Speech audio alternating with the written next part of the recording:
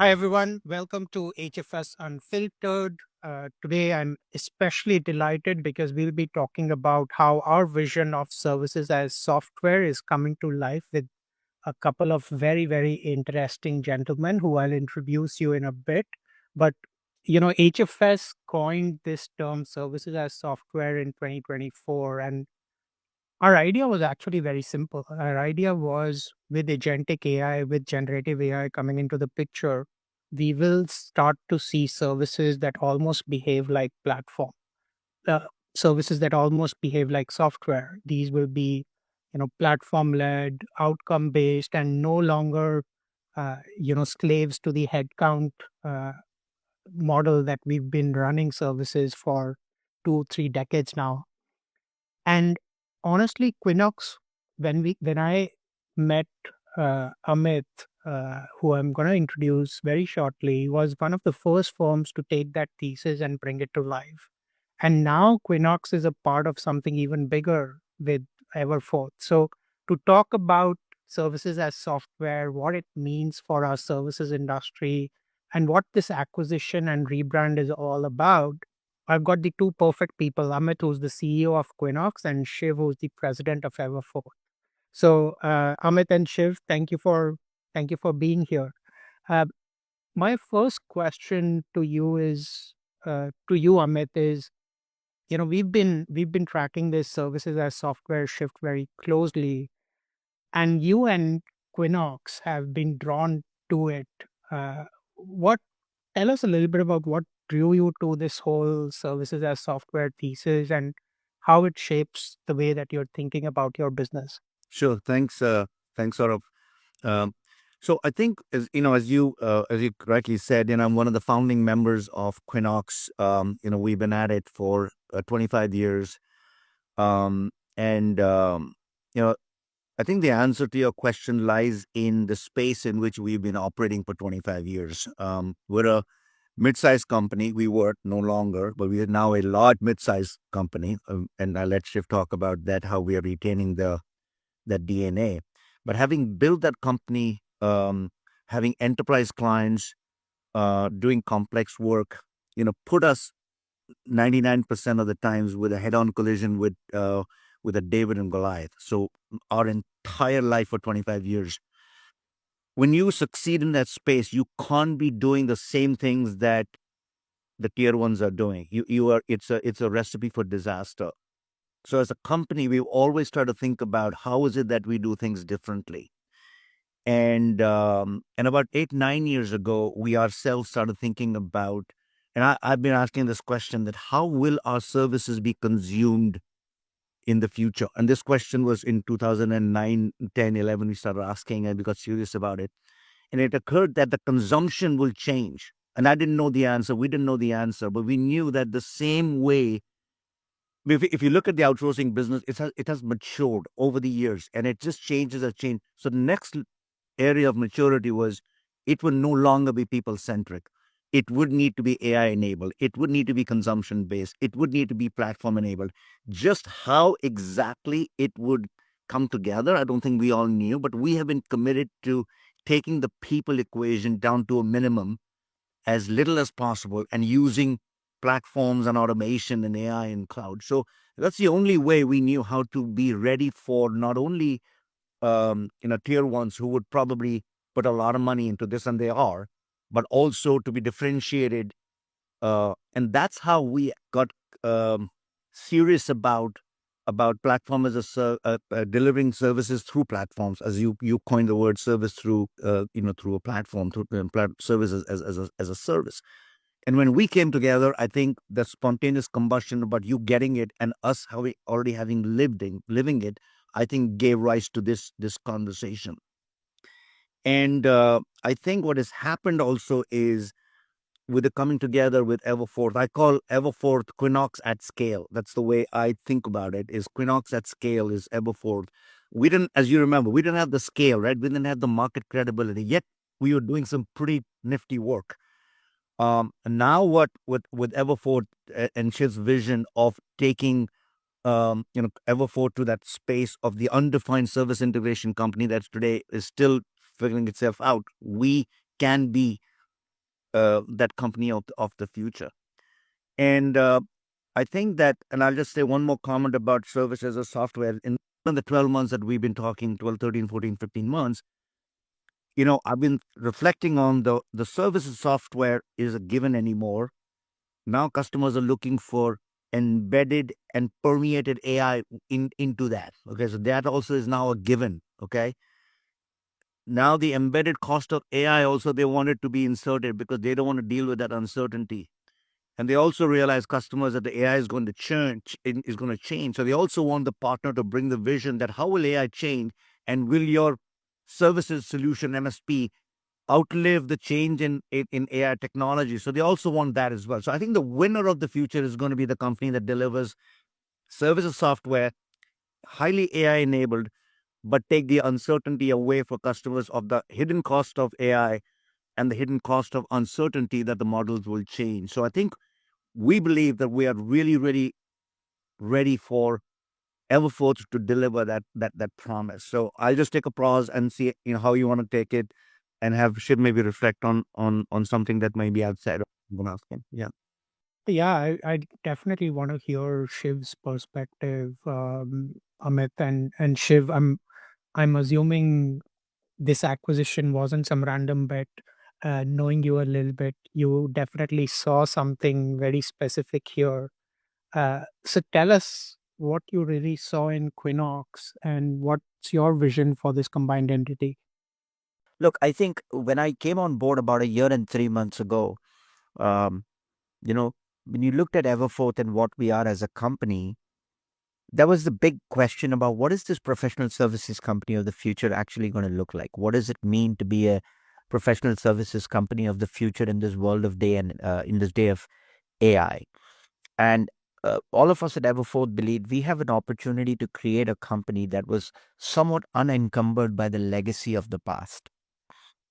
So and one of the things obviously we needed all along in that was that we needed to have the ability to have complex digital engineering, integration, application management, application modernizations capabilities from an Indian context, because we had a nearshore presence, we didn't have an offshore presence.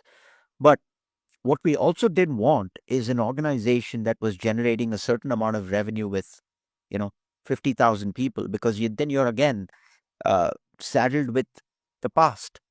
And so we wanted to find a company that was really doing enterprise grade work, punching above its weight class, but with a delivery capability that was very, very mature and enabled by tools and enabled by assets and AI led assets and IP.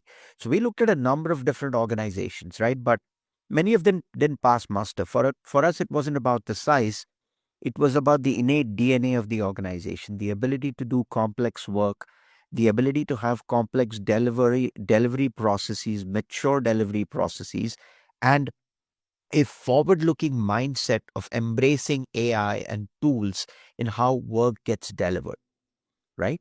So that was really the filter that we were looking at this from. Because, in Accenture, when I was there for 15 years, we grew up saying, you want to grow $1 of revenue, you got to hire a certain number of people. That entire paradigm has shifted on us, right? If you go back over the last 10 years. And so Quinox has just the right size, it has the right number of people, but scaling can now happen very differently than what it did in the past. And in keeping with the thesis that you have in software as a service, our belief is that with some of the tools that Quinox has built, that Everforth has built, when we bring these things together, we have an ability to scale on a curve that looks very different than what it was in the past, because we're going to be doing a lot more with AI. Not We're always going to need humans in the loop, but the nature of what the humans in the loop do versus what AI does is going to be very different. And we have an opportunity to be at the front end of creating that. So that was really the thesis, sort of. No, that's fantastic, Shiv. So Amit, if I can you bring it to the real world and maybe give us an example of what Shiv and you've been talking about, maybe a client example, whether real or anonymized. What does this mean for the client, right? What outcomes have you been able to create which you couldn't have created with a traditional legacy people-driven model? Let me give you a couple of examples here. Like, even before we acquired Quinnox, right, there were a lot of companies, clients who came to us and said, hey, look, I'll give you a great example. Companies that were doing a lot of custom software development work with us, right? They came to us and said, hey, look, we no longer want you to tell us, how many roles, how many people are you going to have on the team. We are going to give you a spec, and we're going to give you a spec, and we're going to tell you to come back to us and say, how are you going to configure this outcome with AI and people? And I'll bring to life why this combination is so powerful. Everforth had the client relationship and the agreement where we were doing existing work. This was not an existing Quinnox client, right? But we were there, and the client was making the ask for us.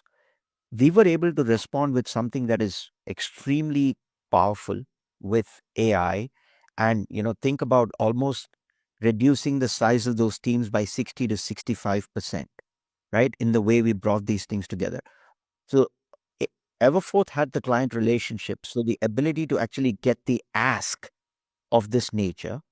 Quinnox, without Quinnox, Everforth would not have been able to respond because we didn't have the tools that were built to respond to that kind of a client ask for an outcome. And this is as recent as a month ago, right? So that's a great example. Amit, add on, please.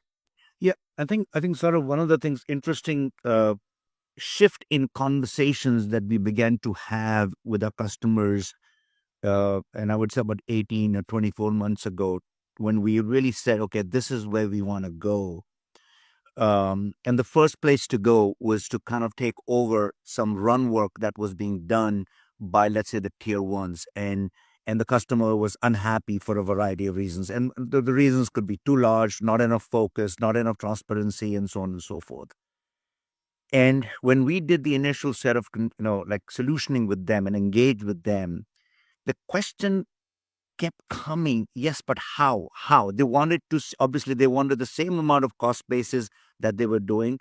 They wanted to go to something better, 10, 20, 30% better.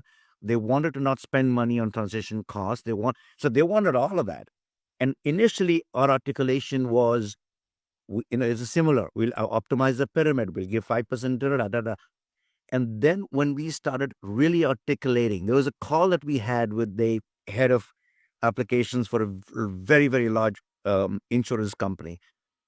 And when we articulated what that life cycle of AMS would look like through a platform, at the end of the hour, the gentleman said, I expected to hear a traditional message. I didn't expect to actually have a platform demo conversation. He says, so now I understand that along the entire end to end of my life cycle of AMS, how things are going to optimize along the way, which you cannot do unless you can mirror my process on a platform or a set of platforms. He said, boom, the light bulbs kind of, went on. So when you start doing that, was a big, even in our own articulation, that you can't just keep going back to the same pyramid up. That pyramid is tired. That legacy pyramid of up and down is tired. Customers are tired of it. And an example I give you, just a real example. In fact, Shiv and I were talking about this over the weekend. We are, uh, we've taken, it's a very large industrial house with two large ERP instances, multi-country, so on and so forth. And the initial journey of is on the routing and self routing and self assessment of tickets and so on and so forth. We have taken an average of MTTR, which used to be about 15 hours, to 16 seconds. Okay, that is a huge, with 90% accuracy, by the way. Okay. Now, granted, this is your lowest hanging fruit today in automation and routing and so on and so forth, right? But to go from 14 and a half hours of latency within a complex system, taking it down to 16 seconds, where 100% of them were within 64 seconds, by the way, right?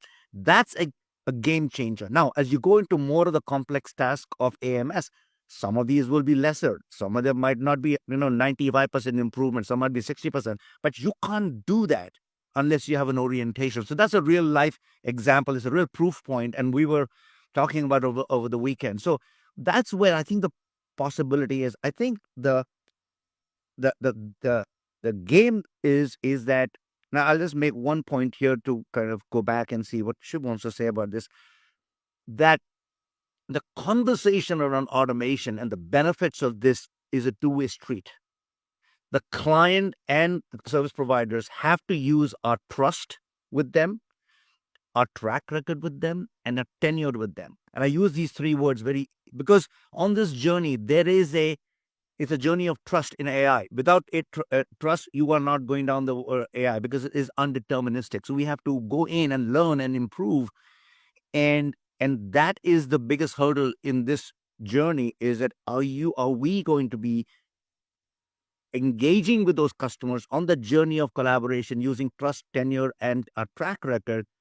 And one I'll say I talked about Quinnox at scale is the Everforth story. I was blown away when we came on board that 350 of the top Fortune 500 customers are customers of Everforth. Now, they're my customers. The remaining 1,800 companies, 1,200 of them are customers. So our journey sort of is not of breaking into accounts. Our journey is to change the conversation about where we want to go with them and where the legacy debt might be, what they want to do with automation and transformation. And I think collectively, if you look at the culture match between Everforth and now Quinnox, it's tenured clients, long-term trust with customers. So we can use that trust, track record, and tenure to change the conversation. So to Shiv's point, we are really, really, really excited about. It's not breaking into accounts. It's now how to change the conversations, right, Shiv? Yeah. I, and Saurabh, I think one of the things that I think sometimes gets lost in this conversation is, when you look at the addressable markets of where services are, we did manage services as Everforth, but we've now got opened up a whole new addressable market on AI driven, services driven, software driven managed services for Everforth. On the other hand, Everforth did a lot of work in what I would call application development, system integration, right? Which, when we combine the engineering capabilities of Quinnox, we can serve with software and AI. So our intent isn't just to think about this problem or this evolution in the context of AMS. It's across the SDLC, right? Because we now play across the SDLC at scale, right? Whether it be custom development, whether it be app development around existing enterprise platforms, whether it be integration across the landscape of the architecture of a client, we now can bring our assets in AI to bear across that whole spectrum, which, 6 months ago, maybe we wouldn't have because we didn't have the credentials or the capabilities in complex AMS. But now we have the ability to play across the SDLC at scale with software. Shiv, you made a great point last week about the mid-market business. You made a fascinating, about how we are, Yeah. bringing. I think that's the next frontier beyond the yeah. Look, I think, you suddenly see this buzz around mid market, right? I'll just tell you this, right? We have businesses that have been built for the mid market. Like this notion that the mid market consumes packaged solutions isn't foreign to us. We've been there. Like if you look at our Workday business, that entire business, we are the leading integrator of Workday. And the whole thesis of that business was if there are 77 steps to an implementation of Workday, how do you drive automation using AI across the whole of them? So that entire business is a fixed price implementation business, which has thrived in the mid market. So I think, call it serendipity, call it market forces, all the vectors are aligning towards a future which I think we're kind of tailor made for. And with Quinnox, we now have the ability to bring this at scale to a lot of our clients. Shiv, the mid market, and Shiv and Amit, the mid market point is an excellent point. In fact, we estimate that it's almost a $600 billion opportunity, which is largely untapped. And it wasn't it wasn't possible to tap into that market with a legacy pyramid driven model because the cost of sales would be too high to drive the revenue. But in this model, we can absolutely attack it. But I know this has been a fascinating conversation, but let me flip it around and ask you, what's your advice for a CIO who's who's also equally frustrated by those 30 years of legacy services, who are starting to see diminishing returns because what more can you achieve, unless you find some hidden continent under the ocean, what else can you do? uh what should he or she do? What's your one piece of advice for a CIO who's looking at this services as software model, who's looking at all the AI hype and promises, but they're still struggling to move out of their existing constructs? What's your one piece of advice for a CIO? And maybe Amit, I'll start with you. Okay. I feel that we got here by looking in the rear view of this model. We got here. So we keep looking for the same size, scale, brand, where the solutions lie. Um, and I think we've got to look at things past that. I think the world has moved on to things that are beyond the obvious. And I will say, not that because this is a mutual admiration club, sort of, and I mentioned this to you about HFS. I love your personality as a company. I love your personality as a company because there are many companies that will take safe choices. You and Phil are not afraid to take the alternative, edgy conversations. And I think the real future is in that edgy. Let's not look at the obvious. Let's not look at the 800,000 people companies and so they have value 100%. But you have to look at where does the next and be more progressive, I guess, in the partnership strategy.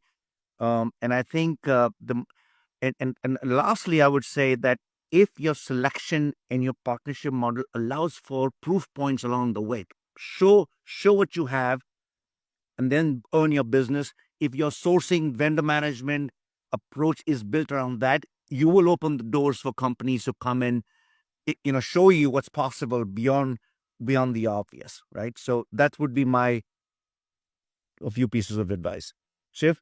Yeah, look, here's what I would say. I would say for CIOs in today's age, I would say maybe go beyond one. A couple of things, sort of. The first is I would say be aggressive and very futuristic in your North Star and vision for the organization, but be very flexible in your execution and be willing to change direction because technology is changing at a pace none of us can keep track of. And be mindful that you don't create a new form of technical debt because you are introducing things into your architecture that you have no idea how you're going to control and govern over time. And as Amit said, uh, I don't believe the days of you don't get fired if you hire an IBM are true anymore, because real expertise doesn't lie in the corridors of monolithic organizations. And I think that would be my advice to CIOs. Look beyond the surface, be inflexible and very aggressive in your vision, but be very flexible in your execution. Yeah, Yeah. well put. Shiv and Amit, thank you so much for spending some time with us and sharing your words of wisdom. I really appreciate it. And for all that are listening into this video cast, I would say, to be completely honest, I first heard of Quinnox about 9 months back, and I spent half a day in your Chicago offices just going through the entire platform. And I was like, oh my God, this is a company that's bringing whatever we've theorized as services as software into life with your AMS solution. And now with bigger scale and bigger size of Everforth coming to picture, uh, I think the supplier landscape in the IT services is flattening, and I don't think It's just it's obviously the big boys have a lot to bring, but I think firms like yours are truly disruptors and challengers in the market.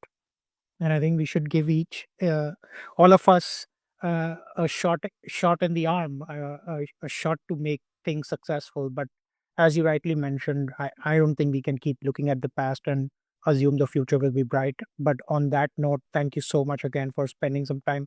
We could talk for hours, Thank but you. we've got limited time. So thanks a lot. Thank you. Thank Appreciate you, it. Saurabh. Thank you.